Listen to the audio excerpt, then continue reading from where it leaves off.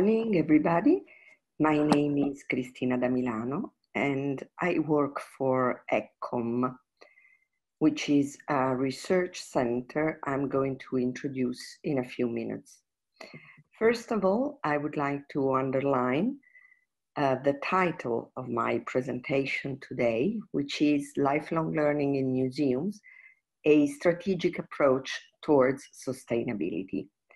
So basically my intent today is to discuss the concept of lifelong learning in museums, but to connect it in particular with the concept of sustainability.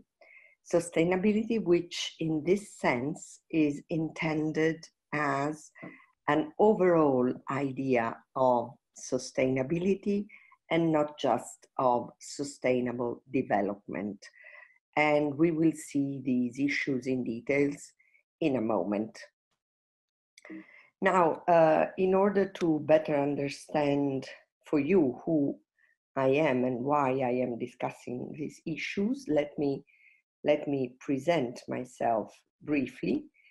My name, as I said, is Cristina da Milano. I am an archaeologist as a background, and after the degree in archaeology, I studied museum studies at Leicester University. From that moment onwards, I've always worked in the field of museums, of research connected to museums, and specifically to the social role of museums and their interaction with audiences. I work for ECOM, as I said, which is a non-for-profit association I founded in 1995 together with some colleagues. In 2007, we also opened up a limited company. And with these two organizations, which are basically led by the same people working there, we carry out activities such as research, training activities, and consultancies in the field of cultural heritage, tangible and intangible cultural heritage. Within ECOM, my expertise lies specifically in museums, as I said before. Let's start our discussion.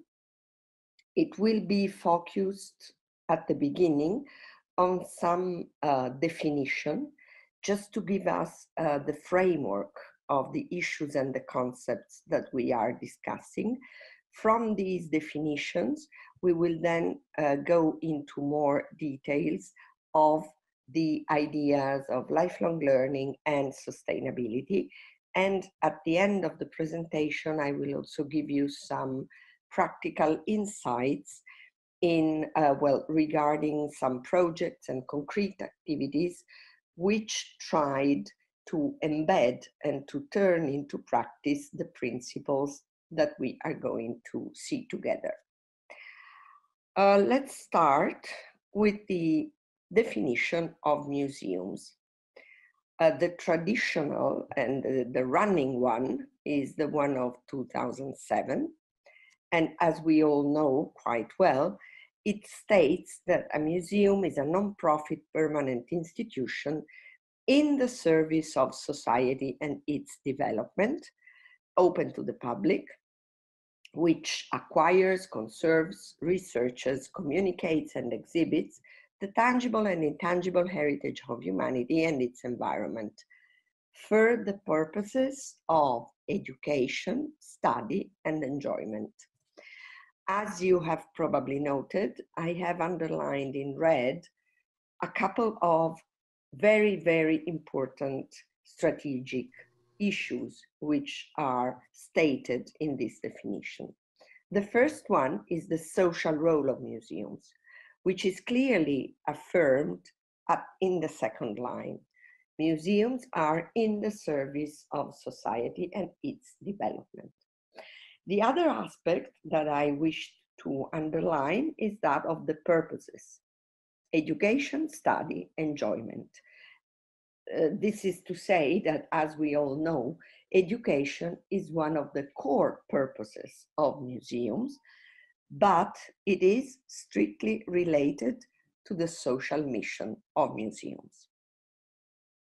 Now, if we go on with another definition, that of lifelong learning, and why do we associate lifelong learning with museums, we can read that lifelong learning is a form of self-initiated education that is focused on personal development.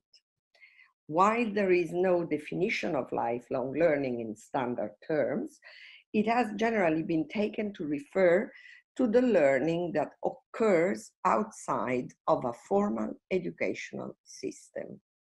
What does it mean? It means that within museums, lifelong learning educational processes occur. Museums are non-formal educational spaces, educational systems.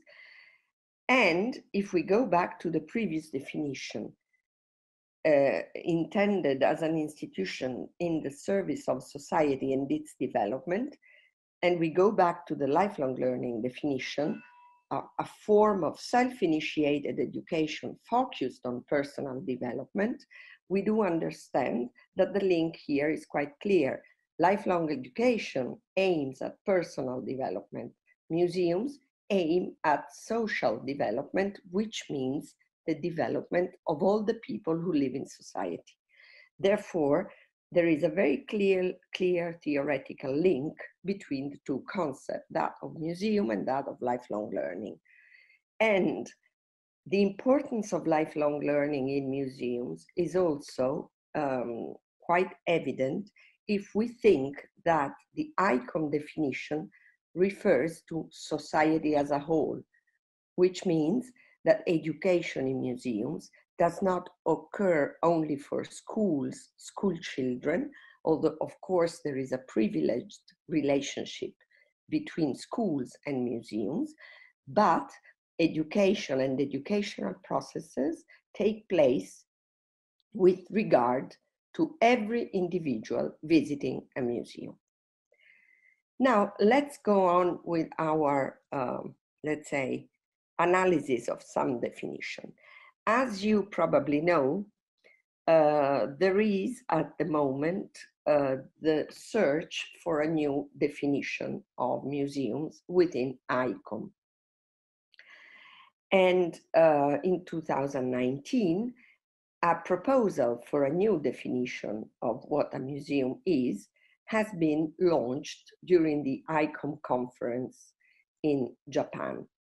ECOM members did not find an agreement on this definition, which is still currently under discussion. But I wanted to present it to you here because there are some interesting ideas expressed in this new proposal. And again, as you can see, I have outlined in red some of the things which to me are quite relevant. The definition states, museums are democratizing, inclusive, and polyphonic spaces for critical dialogue about the pasts and the futures, acknowledging and addressing the conflicts and challenges of the present. They hold artifacts and specimens in trust for society, safeguard diverse memories for future generations, and guarantee equal rights and equal access to heritage for all people. Museums are not for profit, they are participatory and transparent. They work in active partnership with and for diverse communities to collect, preserve, research, interpret, exhibit, and enhance understanding of the world, aiming to contribute to human dignity and social justice, global equality, and planetary well-being. As you probably have noted, this definition is much broader, much wider than the previous one, and it stresses the social role of museum quite beyond the previous one. It talks about rights, it talks about equality, it talks about justice. And from the side, let's say, of museology, It does not talk only about collections and the comprehension of collections, the knowledge of collections, but it talks about knowledge of the world, understanding of the world, therefore assigning to culture a role which goes beyond the cultural role in itself, but it states that culture has the potential to help people to achieve a full understanding of the world they live in. There is also a mention of diverse communities, which is much more specific than the society mentioned in the first definition. Here, it clearly refers to the fact that our society are diverse, are polyphonic, and museums should serve all groups present in society. So there is a clear indication of a much stronger social and even political role of museums in this definition, which in a way is also going towards a better understanding of lifelong learning, because lifelong learning in this sense is not just the knowledge of the cultural aspects, but it's the knowledge of what happens around us as human beings. Let's go on and let's try to understand why all these ideas of culture related to values such as justice, such as equality, such as rights, where does it come from? Well, we have to go back to 1948 to understand the genesis of this sort of a way of thinking and of this role which is assigned to culture in the Western world. Of course, everything I'm saying started in Europe and in the Western world in general, and the debate is very much active now globally, but has started, as I said, in that part of the world. So the first pillar of this theoretical framework is Article 27 of the Universal Declaration of Human Rights, written in 1948, so immediately after World War II. Article 27 states that everyone has the right freely to participate in the cultural life of the community, to enjoy the arts, and to share in scientific advancement and its benefits. Again, in this case, let's say for the first time, we have an affirmation of the role of culture in cultural life of the community. Culture is something every individual has the right to participate in. And this has to happen freely, which does not mean for free, but means without barriers. Barriers which might be physical barriers, economic barriers, geographic barriers, but mainly cultural barriers. Every individual has the right not to be, let's say, in a way forbidden by these barriers to participate into culture. So this is one of the pillars of the system of thinking that ended up in that proposal of the ECOM definition of 2019. The other pillar is the TheFAO Convention. The TheFAO Convention, which is the convention about the value of cultural heritage in society, that's its name, its full name, but it's commonly referred to as TheFAO Convention because it was published in Faro in Portugal in 2005. It is a very important document which states the importance of cultural heritage for society. And it does that by placing the emphasis on the subject and not only on the object. What do I mean? Well, I mean that the TheFAO Convention states that cultural heritage is important because of the meanings and uses that people attach to it, and because of the values it represents.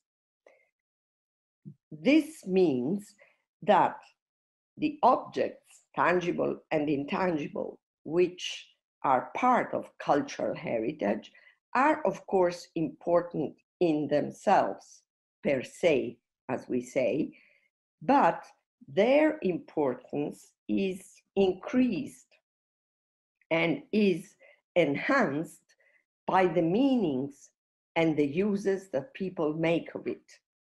Therefore, the emphasis is on the people and not on the objects in this case. And this has to do with the idea of engaging the people in creating these meanings, engaging people in using cultural heritage and creating and recreating its meanings. In fact, the second part of the TheFAO Convention goes even further, and it states that people and community should be active also in the management, in the preservation, in the taking care process of heritage together with cultural institutions.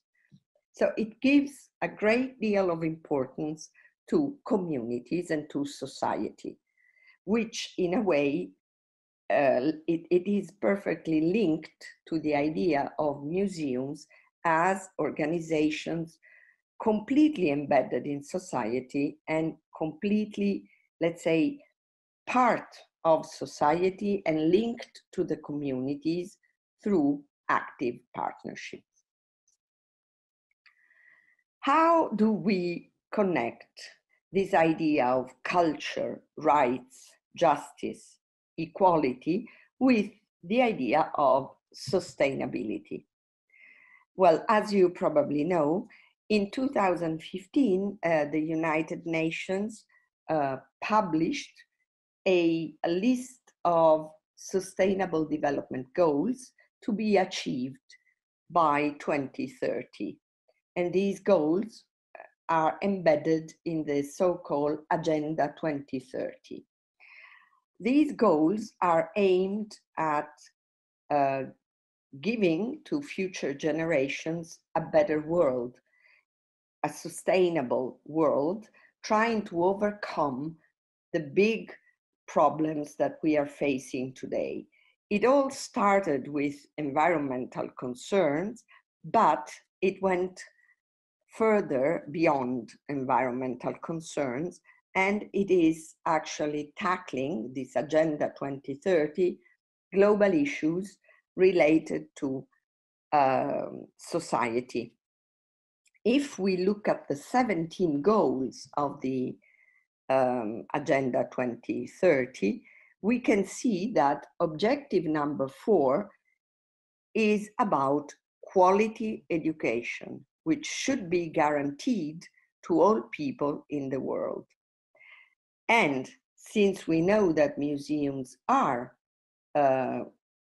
educational institutions, of course, museums are involved in trying to achieve this objective.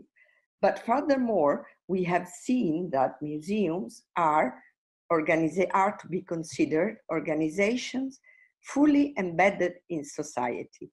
Therefore, they are involved in many other of these objectives as active organizations. For example, objective number 5, gender equality. Gender equality is an issue, and is an issue that museums can tackle both in practical terms by fighting gender inequality within museums, but also in cultural terms by discussing this issue, by presenting this issue and all the, let's say, cultural and social aspects of an issue like that. I have no time to go in details into all the 17 objectives, but what I want to tell you is that although culture is never mentioned explicitly in these objectives,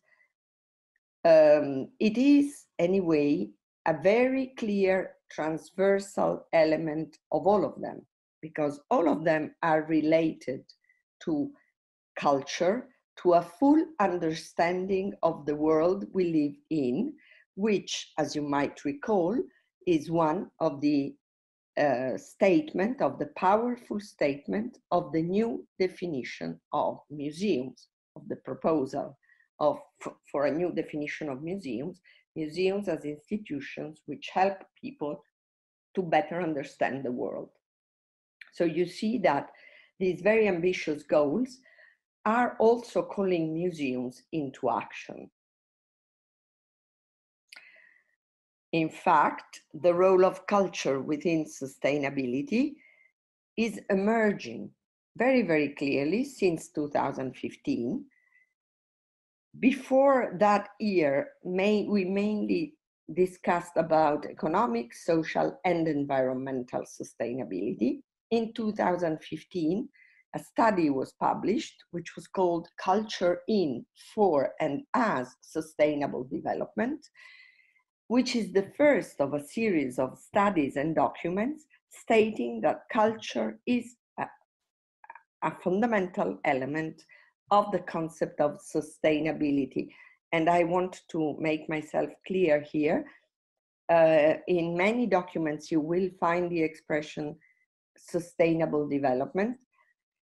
Within the cultural sphere, we prefer to talk about sustainability because development implies a vision of the world which is still very much anchored to an economic vision of a continuous growth, while we are now, let's say, tackling the issue of degrowth and of the importance of not focusing exclusively on the idea of development, but mainly of the idea of being sustainable. So sustainability instead of sustainable development. Now, if we look at reality, we have a completely different picture. So far, we have seen a series of definitions, a series of documents, and of cultural movements, let's say, supporting this idea of museums as educational institutions for all people living in society. So this idea of lifelong learning, which is clearly embedded in museums. This idea of people as the first stakeholders of museums, the importance that is placed on people as creators of meanings for cultural heritage. All this is in a way not clearly, let's say, mirrored in what happens in society. Here I have some data from 2015 from Eurostat. And these data refer to people who visited a cultural site at least once in a year.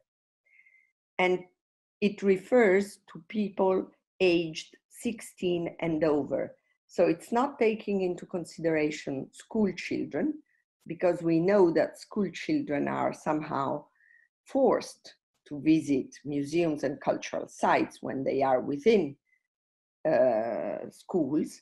But this refers to people who voluntarily decide to visit a cultural site. If you look at the percentages, in North, obviously this is a Eurostat survey, so it is about Europe, but I think it is very meaningful. Northern European countries are the one where the percentage is above 50%. Mediterranean countries are the one in which the percentage is, in some cases, Italy, Spain, Greece, below 35%. And well, I mean, there are many implications here. It would be interesting to discuss with you why Mediterranean countries, which are in a way richer in heritage, in museums and built and tangible heritage than Northern European countries show such low percentages. Of course, it has to do with educational systems. It has to do with cultural policies. We are now interested in, let's say, taking this slide as a fact. So we have, on the one hand, a very, very deep and interesting theoretical discussion on the role of culture, cultural heritage, and museums in society, their importance in lifelong learning, in learning for every individual, not only learning technical aspects about collections, but also learning about the world we live in. And then on the other hand, we have very, very low percentages of people attending museums, visiting museums and visiting cultural sites. We have obviously a problem in terms of cultural policies. I will now show you a slide which refer to cultural policies in Europe in the last 80 years.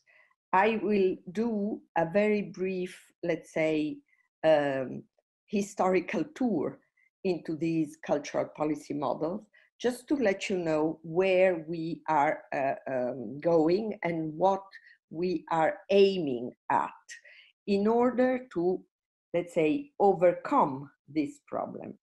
Also because this problem is clearly based on the fact that people do not perceive the relevance of heritage in their lives.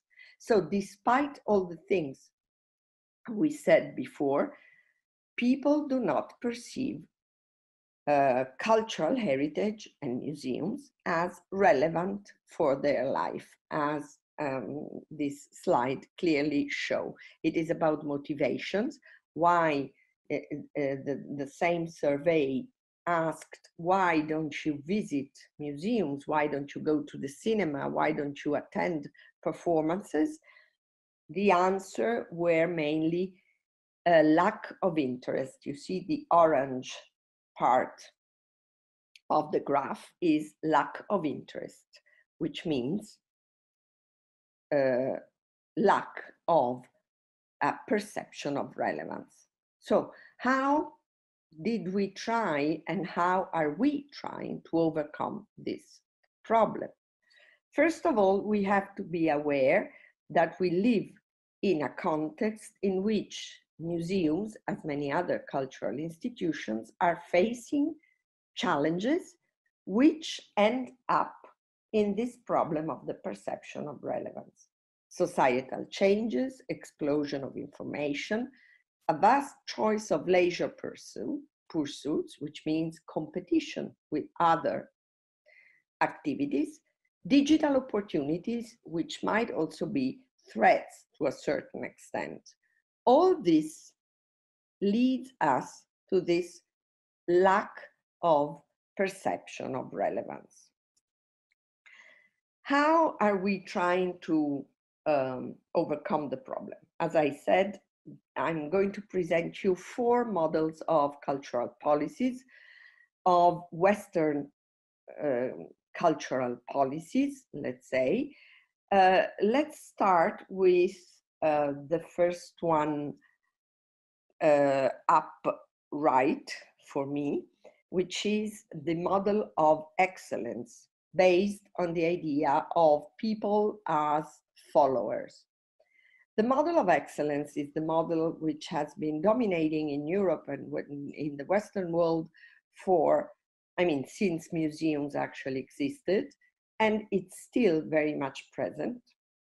And it's the idea that museums are places where the knowledge is held, where people can go in a way like in a church to learn the truth, to be taught about art history, about science, about archaeology, by experts, which in a way, of course, it is true. This is also what museums are. But in this model of excellence, this is the only way that allow, let's say, an exchange between cultural institutions and the people, considering people as followers and cultural institutions as the repository of truth and knowledge. Well, immediately after the Second World War in the 50s, in Europe, we started seeing the development of a second model of cultural policy, which is the model of cultural democratization and access development. It was based on the idea that cultural institutions should, in a way, stimulate people's willingness to participate in culture. And how was it possible to stimulate this willingness? By fostering access to culture. Physical access and economic access were the first steps in order to foster this willingness. At the end of the 80s, we realized that the model didn't really work very well. So it was developed in Europe a third model, which is based on the creative economy, and it's called the socio-economic development model. It was based on the idea that culture and cultural institutions as museums can provide social and economic development, and people are considered as consumers.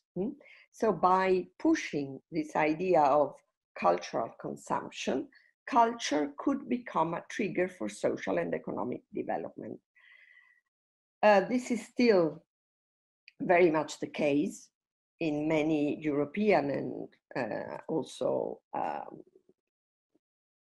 other countries where this idea is still present, although we are now aiming at the fourth model, which is that of cultural inclusion, cultural democracy, which is strongly based on the idea that people are legitimated in creating their own meanings and understanding of the world by making use of the tools and the environment which is provided by institutions such museums.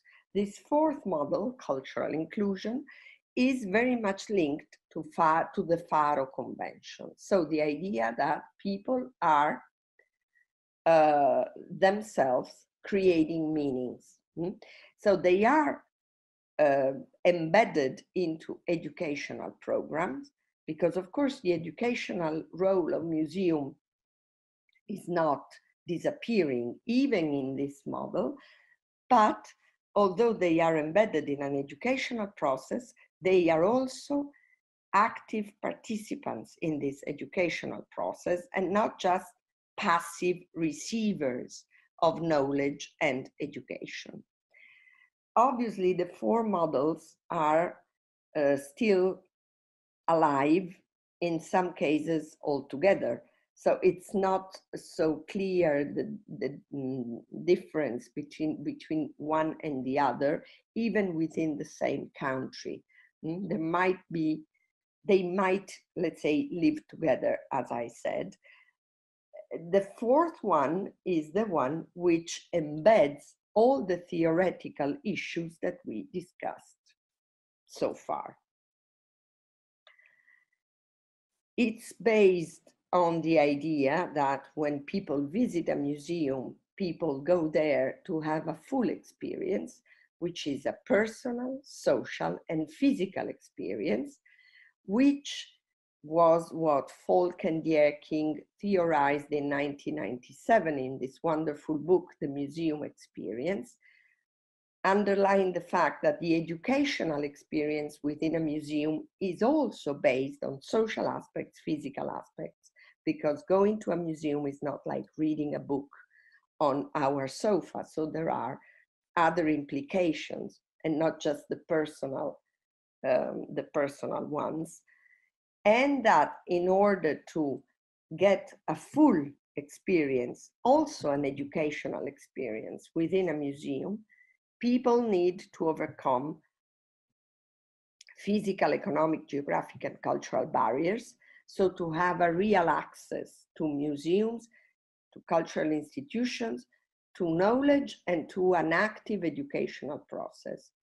People need to be engaged in terms of participation, but not only in activities, but also in the decision-making process.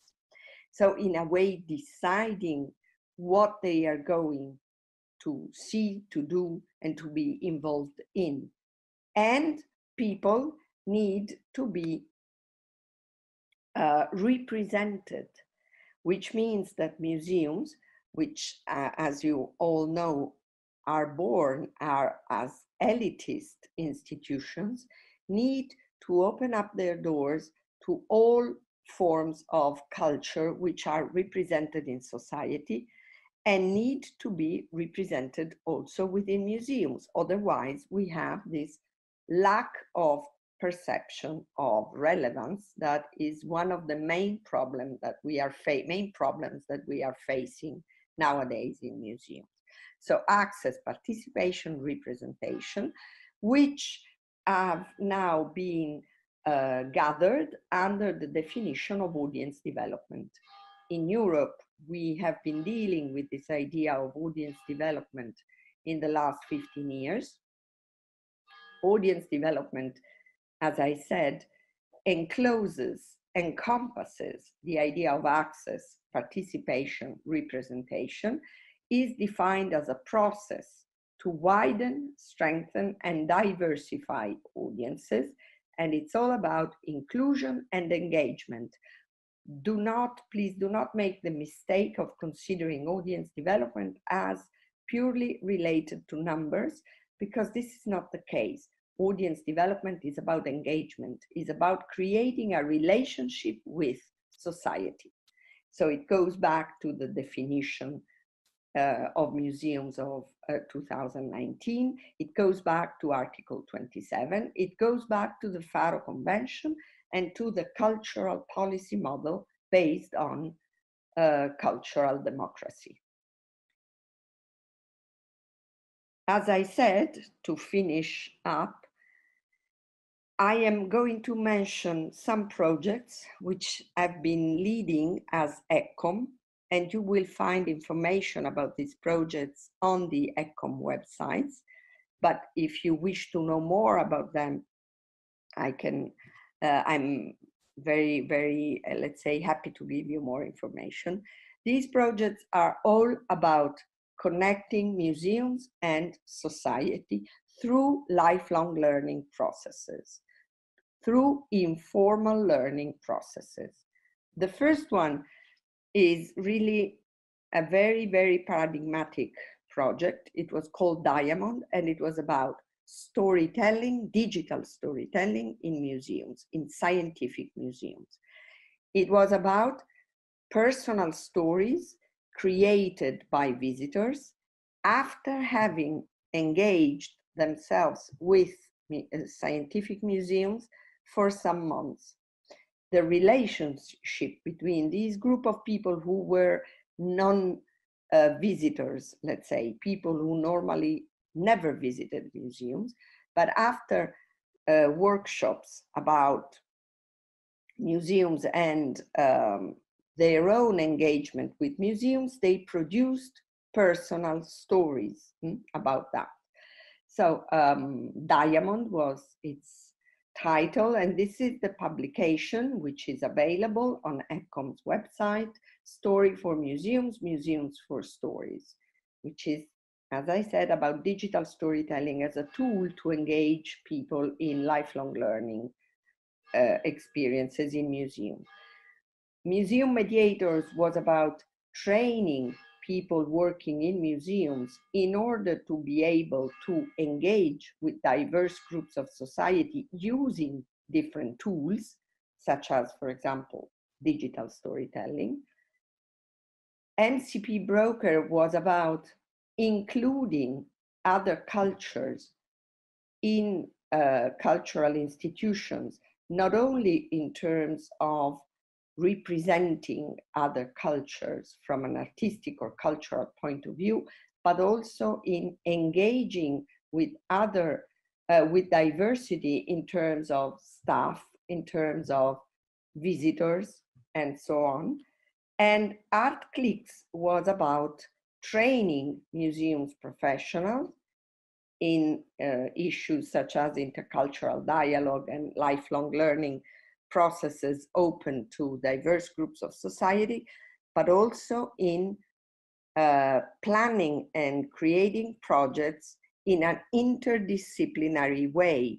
So putting together different kinds of museums, and also museums working with theaters and libraries. So a sort of transdisciplinary approach to lifelong learning. These are just 4 examples of the things I've been involved in the last years, but there are many other examples of this, let's say, flow, of this trend of museums towards objectives which are not only educational, not only cultural, but I would say social objectives. And in fact, this is not something new. If we think that Alma Whitley in 1970 wrote a book, the title was Museums in Search of a Usable Future. And one of the most beautiful sentences that she wrote in this book is, museums are not an end in themselves, but they are means in the service of humanity, which, as you have already probably realized, reconnect us to the beginning of this presentation. The presentation is over. I hope I've been clear, and I hope you found it interesting. I thank you very much for your attention. Here is my email address. If you need to contact me to get more information, please just get in touch with me, and I will be very happy to answer your questions. Thank you very much.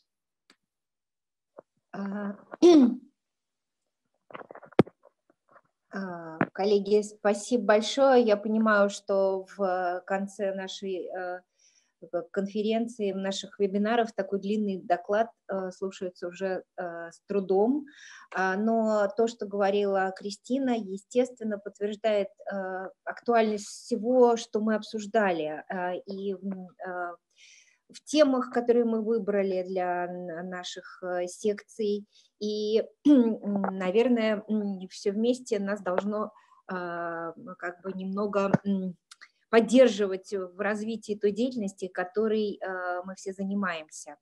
У нас есть один вопрос, Аня, в чате.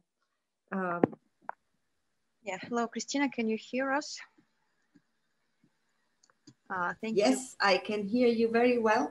Yes, nice to meet you. Thank you for joining us online. Nice to meet you, all of you. I'm sorry I don't speak Russian, so we don't speak can't really connect directly. But it's okay that we can speak English. So far we have one question. It's about 4 models that you discussed. Do you think that maybe it can be a good idea to integrate the strength parts of each of this model in the contemporary situation in our world? So maybe use each strengths, yes, from each model to develop education in museums. Yes, you are referring to the policy models, I guess. Yes, cultural policy models, yeah. Yes, okay, thank you. Yeah, I think this is actually what many cultural institutions are trying to do, because, well, something that I don't know if was clear from the presentation is that these models are not excluding one the other. I mean, very, very often they live together, actually. they are present together in the same cultural context, sometimes even in the same cultural institution. So it's not, you know, that if one is in place, then the other three are not in place. There are many examples of cultural institutions which work exactly in this direction that you are mentioning. So working towards using the strengths of each model, trying to combine them together, and not considering exclusively one model as the perfect one, because this is not the case, I would say, with any model. Models have to be adapted to reality and to the context. So using the strengths and the positive points of each of these models is a very wise way of connecting them to reality. Now I'm going to translate that. Thank you. Использование сильных и позитивных сторон каждой из моделей является, безусловно, мудрым решением, потому что ни одна модель не существует в отрыве от реальности, и, естественно, каждая модель, она так или иначе адаптируется к культурному контексту, и эти модели перемежаются и внутри в целом культурной политики, и могут сосуществовать даже внутри одной институции, и это нормальная ситуация, потому что сложно предположить, что можно выделить только одну модель и следовать исключительно ей, не обращаясь к остальным. Поэтому, Алексей Григорьевич, ответ на ваш вопрос утвердительный, это целесообразно и мудро. Спасибо. Коллеги, есть ли еще вопросы? Потому что у нас есть еще финальный доклад. Нет, больше вопросов, кажется, нет в чате. Сейчас что-то появилось. Это сейчас что это у нас? Ага. Okay, so as you see, we're a bit running out of time for our conference. So many thanks for joining us, and we hope that if there are any other questions, participants will reach to you via email. Cristina, Yes, thank you very much. I'll be very happy to answer. So have a nice conference. Enjoy it. Yes, thank you. Bye. Thank you very much. Bye-bye.